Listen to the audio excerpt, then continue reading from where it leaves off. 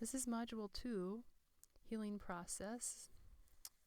And in this lecture, I want to review an area of the healing process. This is not covered much in the textbook.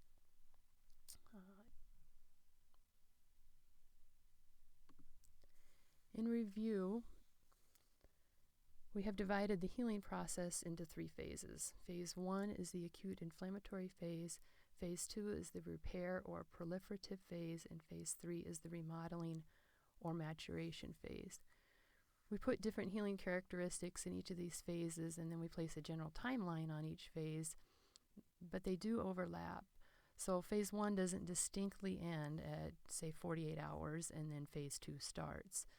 Much of these activities will overlap from phase to phase.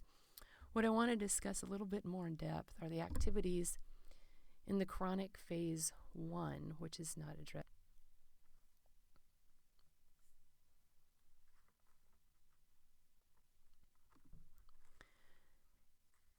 Examples of injuries that you might have heard of that are in what we would call the chronic healing phase would be Achilles tendonitis or patella tendonitis, where the characteristics resemble those in phase 1, the inflammatory phase of an acute injury, but instead of lasting 1 to 3 days, these characteristics are present for 4 to 6 weeks, and then we call this the chronic phase 1. There has and continues to be microtrauma. For example, somebody that does a lot of running or a lot of throwing, which will result in some inflammation. But the injury doesn't move on to the second phase of healing. It appears to be stuck in this phase 1 due to constant microtrauma.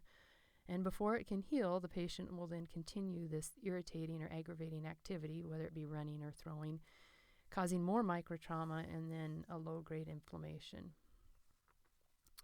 Our treatment usually in these conditions is to actually cause more irritation, which might sound weird, but we want to get a strong tissue reaction and more chemical mediators at this site and to facilitate progression into phase 2 of healing. So we might use a transverse friction massage or ultrasound and add some heat to it. Here's the slide here says that the clinically diagnosed Achilles tendonitis and patella tendonitis in which there is no evidence of an inflammatory reaction, meaning that we don't have the big redness.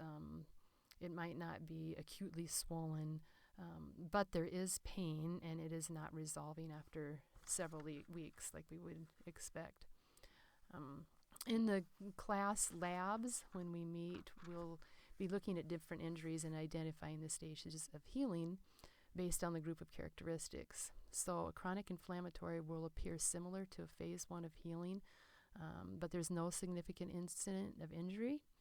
The pain may not significantly limit their function, but there are symptoms that have been present again for several weeks. This is typically what we see with the itises like